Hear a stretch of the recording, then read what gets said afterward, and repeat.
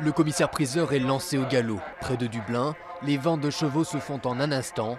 Le prix de cette pouliche s'envole, plus d'1 million d'euros. Un client américain vient de l'emporter au bout du fil.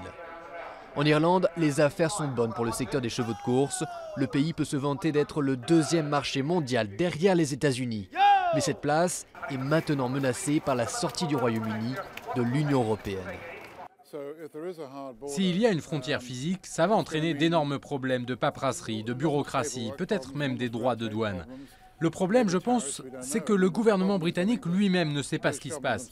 Alors comment pouvons-nous savoir ce qui se passe, nous? C'est très inquiétant.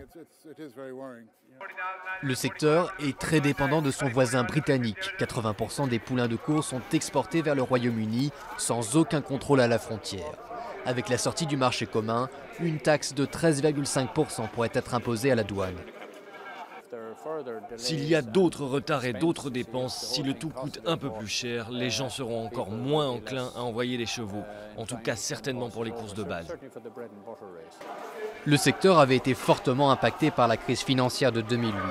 En plein rétablissement, l'industrie est maintenant déstabilisée par les incertitudes du Brexit. Vous nous avez mis dans le pétrin. Très bien. Maintenant, faites quelque chose. Allez-y. Puis quand vous y serez, pensez aux petites industries et aux effets que ça aura. En Irlande, l'industrie des chevaux de course, c'est plus de 2 milliards d'euros et près de 30 000 emplois. Dans la course au Brexit, le pays joue gros.